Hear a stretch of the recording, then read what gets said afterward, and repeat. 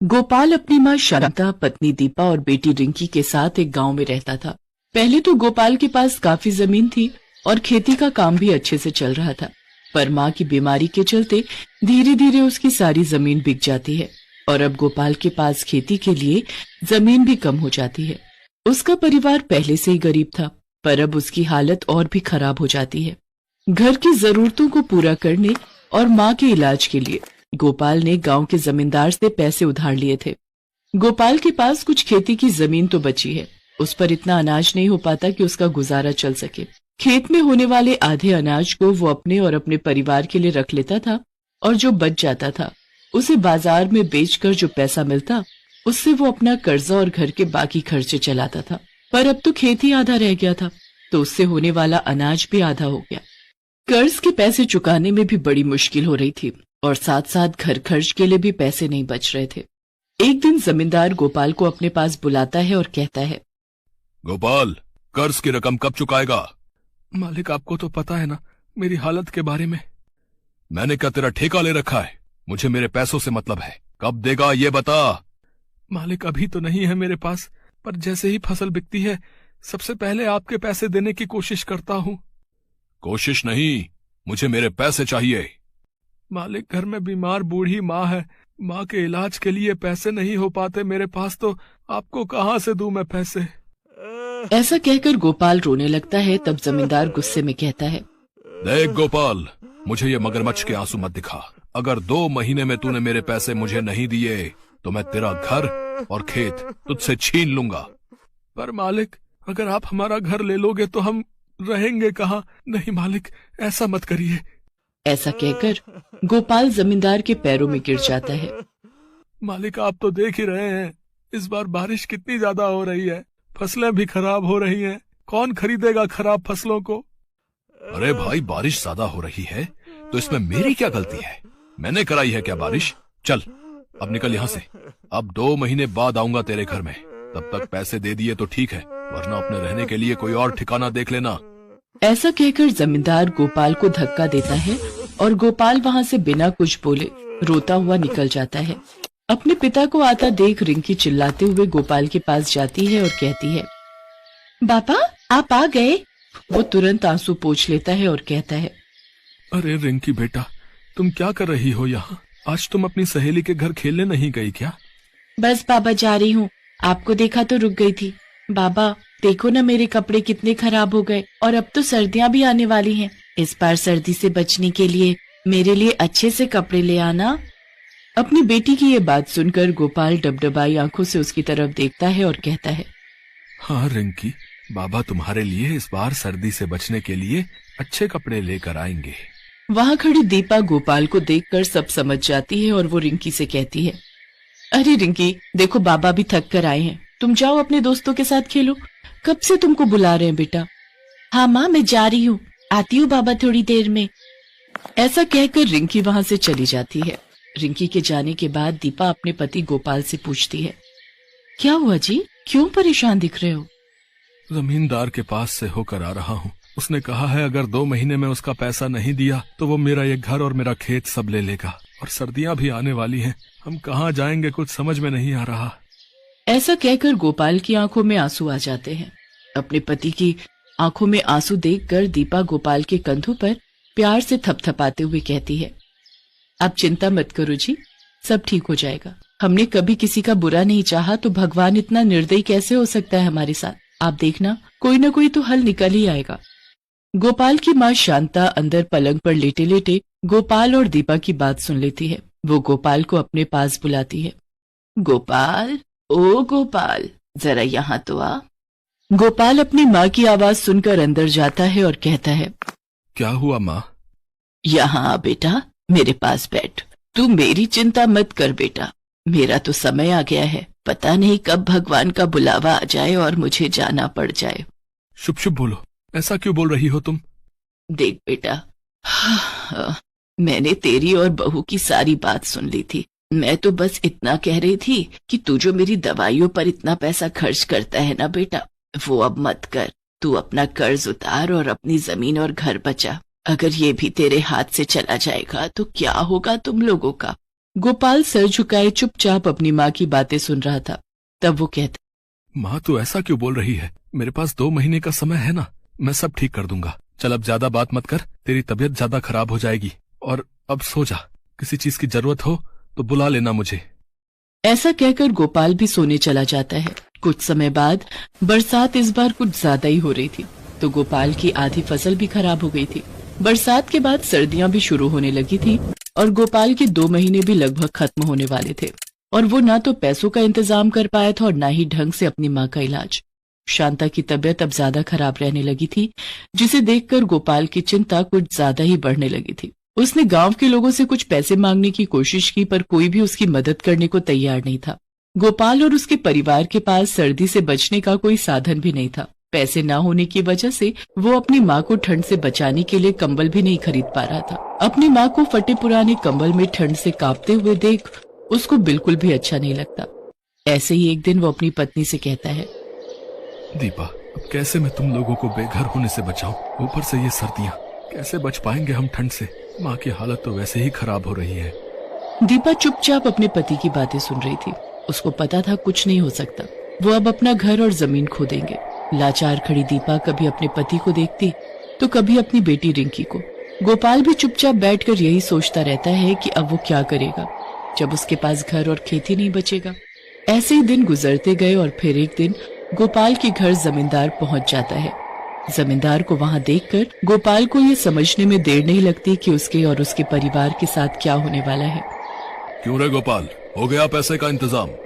नहीं मालिक। तुझे पता है ना क्या होगा तेरे साथ अब? गोपाल हाथ जोड़कर जमींदार के पास बैठ जाता है और कहता है, मालिक कुछ दिन का समय और मिल जाता तो अच्छा रहता। इतनी ठंड में कहाँ जाएंगे हम लोग, कुछ तो रहम करो हम पर। जमींदार जोर जोर से हंसने लगता है और कहता है, तुमको अब और समय नहीं मिलेगा। मैंने बोला था ना, अब तो मेरे सामने रोने का नाटक मत कर। ऐसा कहकर जमींदार अपने आदमियों को इशारा करके उसका सामान घर से बाहर फेंकने को कहता है, और जमींदार के आदमी गोपाल के घर का सामान बाहर फेंकने लगते हैं। गोपाल की बेटी रिंकी ये सब देखकर डर जाती है और अपनी माँ से लिपटकर जोर जोर से रोने लगती है। ये देखकर गोपाल कहता है, मालिक थोड़ी दया करो मालिक, मुझ गरीब पर दया करो मालिक। मैं अपनी बीमार माँ और छोटी बच्ची को लेकर कहाँ जाऊंगा मैं इतनी ठंड में मालिक? मेरी माँ मर जाएगी मालिक ठंड से, मेरी माँ मर जाएगी मालिक, मेरी माँ ठंड से मर जाएगी, तरस करो हम पर मालिक। पर जमींदार उसकी एक नहीं सुनता और उनका सारा सामान घर से बाहर फेंक देता है। गोपाल और उसकी पत्नी रोते रोते अपना सामान इकट्ठा करने लगते हैं और उसकी बेटी रिंकी दादी के पास बैठकर अपनी छोटी छोटी आंखों से अपने माँ और बाबा को रोता हुआ देखती है। गोपाल अपनी माँ, पत्नी और बेटी के साथ घर के बाहर सड़क पर ही बैठ जाता है। जैसे जैसे रात होने लगती है वैसे वैसे ठंड भी बढ़ने लगती है और चारों ओर कोहरा भी छाने लगता है। ठंड से बचने के लिए उनके पास कंबल भी नहीं थे, जो थे वो भी इस हालत में नहीं थे कि उनसे ठंड से बचा जा सके। गोपाल की माँ की तबीयत खराब होने लगी और वो पूरी तरह ठंड से कांपने लगी। गोपाल अपनी माँ को ठंड से बचाने के लिए आग जलाता है। उसकी माँ को थोड़ा आराम मिलता है। कुछ दिन ऐसे ही बीत गए और शांता ज्यादा दिन ठंड बर्दाश्त नहीं कर सकी और वो इस दुनिया को अलविदा कहकर चली गई। गोपाल पर मानो दुखों का पहाड़ टूट पड़ा हो। उसकी आंखों के सामने उसकी माँ ने दम तोड़ दिया और वो कुछ भी नहीं कर सका। रिंकी भी ठंड की वजह से बीमार रहने लगी थी। अपनी माँ को गोपाल ने खो दिया था, पर वो अपनी बेटी को नहीं खोना चाहता था। वो लोगों के खेतों में काम करने लगा और उसकी पत्नी दीपा भी लोगों के घरों में खाना बनाने और साफ सफाई का काम करने लगी। गोपाल ने गांव के बाहर ही अपने और अपने परिवार के लिए एक छोटा सा कमरा बना लिया था। ठंड से बचने के लिए अब उसके पास एक छत थी और उसकी बेटी रिंकी की तबीयत भी अब धीरे धीरे ठीक हो रही थी। पर गोपाल को अभी भी इस बात का बहुत अफसोस था कि अपनी इस गरीबी और ठंड की वजह से उसने अपनी माँ को खो दिया था।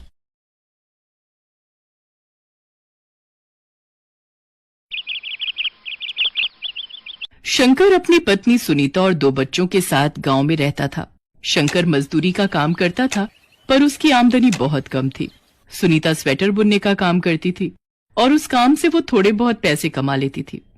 तुम चिंता मत करो, ठंड शुरू होने वाली है, थोड़े बहुत स्वेटर बुनने का काम मुझे मिल ही जाएगा। ये है कि कम से कम घर खर्चे के पैसे तो मैं जोड़ ही लूंगी। तुम बाकी जमींदार साहब का कर्जा चुकाओ, वो पहले बहुत जरूरी है।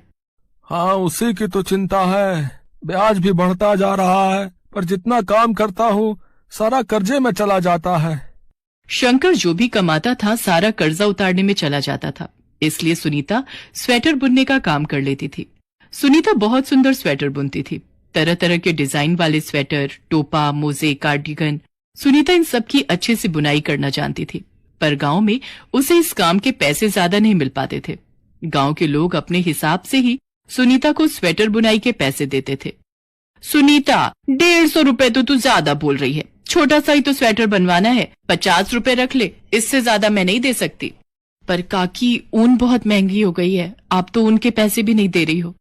ये ले 70 रुपए रख, इससे ज्यादा नहीं दूंगी, नहीं तो रहने दे, रख ले अपने पास वापस स्वेटर। सुनीता पैसे लेकर घर आ जाती है। शंकर परेशान था, वो सुनीता से बोला, अब सुनीता सामान बांध ले, मोहन का फोन आया है, उसने शहर में बात कर ली है, फैक्ट्री में 10,000 रुपए महीना मिल जाएगा, बाकी देख लेंगे, यहाँ तो कभी काम मिलता है कभी नहीं। ठीक है, जैसा तुम्हें ठीक लगे, पर मेरा कुछ स्वेटर बुनने का काम रह गया है, एडवांस रुपए लिए हुए थे। तो कोई नहीं, वहीं बुनकर पूरा कर लियो, कोई ना कोई गांव आता ही रहता है तो भिजवा देंगे। और फिर शंकर अपने परिवार को लेकर शहर आ जाता है। शंकर, 2,500 रुपए में इससे अच्छा कमरा नहीं मिलेगा, बाकी थोड़ा समय लगेगा, धीरे धीरे सब आदत पड़ जाएगी। अब तू यहाँ साथ है तो मुझे क्या फिक्र, बाकी सुनीता और बच्चे भी भाभी और बच्चों के साथ रहेंगे तो कोई चिंता की बात ही नहीं होगी। शंकर फैक्ट्री में काम पर लग जाता है, सुनीता भी स्वेटर के काम पर लग जाती है। एक दिन सुनीता अपने घर के बाहर बैठी स्वेटर बुन रही थी, तभी मोहन की पत्नी गायत्री आ जाती है। अरे सुनीता, ये क्या, तू स्वेटर बुनती है? हाँ, गांव में रहती थी तो थोड़े बहुत बुनकर 4 पैसे आ जाते थे, ये स्वेटर बुनने रह गए थे, कोई आएगा जाएगा तो गांव भेज दूंगी, एडवांस के पैसे लिए हुए हैं। तभी एक औरत वहां आती है। आप में से सुनीता कौन है जो स्वेटर बुनने का काम करती है? जी, मेरा नाम ही सुनीता है, मैं स्वेटर बुनने का काम करती हूँ। मेरी बहन रश्मि माधोपुर में रहती है, आप माधोपुर से आई हो ना? रश्मि मुझे बता रही थी कि आप शहर रहने आई हो और आप स्वेटर बनाती हो। मेरी ननद की बेटी हुई है तो मुझे उसके लिए स्वेटर बनवाने थे। छोटे बच्चों के लिए तो घर के बुने स्वेटर ही गर्म होते हैं, पर यहाँ शहर में कोई स्वेटर बुनने वाली मुझे दिखाई नहीं दी। फिर रश्मि ने मुझे आपके बारे में बताया। अच्छा, आप रश्मि दीदी की बहन हो? हाँ, वो मुझे बहुत अच्छे से जानती हैं। कई बार अपने बच्चों के लिए वो मेरे से गांव में स्वेटर बनवा लेती थी। एक स्वेटर उनका अभी भी बना रही हूँ, बस तैयार हो जाए तो उन्हें गांव भिजवा दूंगी। आपको किस तरह से बनवाने हैं मुझे बता दो, और बाकी ऊन आप देख लो, आप दोगे या मैं अपनी पसंद से ले लूं। ऊन वगैरह खरीदने का तो मुझे इतना पता नहीं है, अपने हिसाब से ही खरीद लेना, जो अच्छी कंपनी के मुलायम ऊन हो, क्योंकि छोटी बच्ची के बनाने हैं तो मुलायम ऊन के ही अच्छे रहेंगे, चुभने वाला ना हो। आप मेरे लिए 3 सेट बना दो, जो भी पैसे बनेंगे मैं दे दूंगी। वो औरत सुनीता को 3 स्वेटर बुनने का ऑर्डर देकर चली जाती है। तभी शंकर भी आ जाता है, उसके दोनों हाथों में सूजन थी और वो दर्द से कराह रहा था। अरे ये क्या, आपके हाथों में सूजन कैसे आ गई? भैया को तो डॉक्टर को दिखाना पड़ेगा, यहीं पास में ही डॉक्टर बैठते हैं, चल वहीं ले चलते हैं। गायत्री ठीक कह रही है, चलो भाभी, चल शंकर। शंकर को लेकर सुनीता मोहन और गायत्री के साथ डॉक्टर के पास जाती है।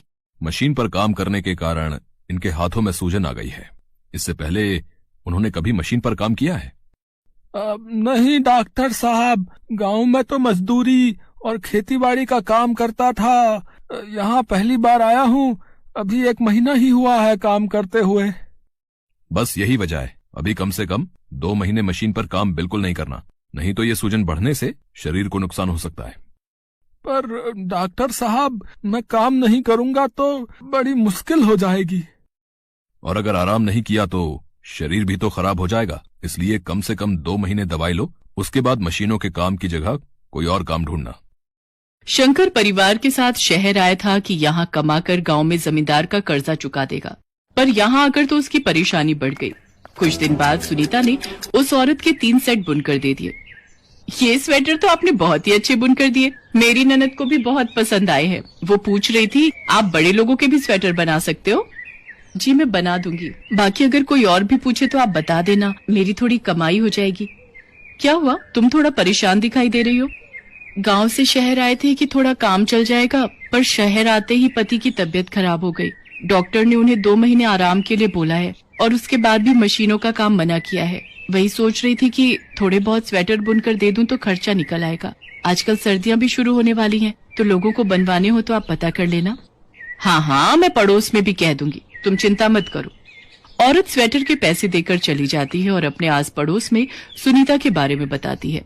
सुनीता को धीरे धीरे स्वेटर का काम मिलने लगता है। बहन जी, मैं ऊन की दुकान चलाता हूँ। मेरे पास शहर के बहुत से लोग ऊन खरीदने आते हैं। कई बार वो लोग मेरे से घर के बुने स्वेटर के बारे में पूछते हैं। अगर आप मेरे लिए स्वेटर बुन दिया करो तो मैं आपको अच्छी कीमत दे सकता हूँ। ठीक है भैया जी, आप मुझे बता दो कितने स्वेटर बुनने हैं। 2 छोटे बच्चों के, लेडीज जेंट्स के डिजाइन वाले बनाने हैं। मैं आपको लिस्ट बना दूंगा। मैं लड़के के हाथ माल घर भिजवा दूंगा। सुनीता का स्वेटर बुनने का काम बढ़ जाता है। उसे अब अच्छे पैसे मिलने लगे थे।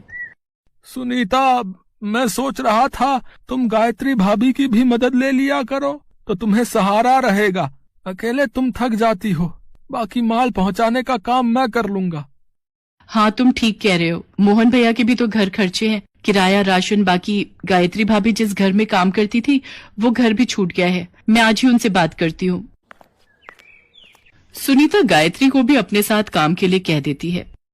तुम बहुत अच्छी हो सुनीता, मैं खुद कहने की हिम्मत नहीं कर पा रही थी। मुझे लग रहा था पता नहीं तुम अपने साथ मुझे काम दोगी या नहीं। नहीं गायत्री भाभी, ऐसी बात नहीं है। मोहन भैया भी तो हमें शहर विश्वास पर ही लाए थे, और यहाँ हमारे शहर में एक दूसरे के सिवा है ही कौन। इसलिए आप आज से ही मेरे साथ ये काम करना शुरू कर दो, आपका भी घर खर्चा निकल आएगा। उस दिन से गायत्री भी सुनीता के साथ स्वेटर का काम करने लगी। धीरे धीरे सुनीता ने और भी औरतों को इस काम में अपने साथ जोड़ लिया और किराए पर एक दुकान ले ली। सुनीता ने कभी नहीं सोचा था कि उसका स्वेटर का काम इतना बढ़ जाएगा। धीरे धीरे सुनीता का काम बढ़ गया और अब उसे उसी शहर के साथ साथ आसपास के और भी शहरों से स्वेटर बुनने के ऑर्डर मिलने लगे। आखिर बड़े शहर में रहकर एक गरीब ने अपने पैर अपनी मेहनत और हुनर से जमा ही लिए।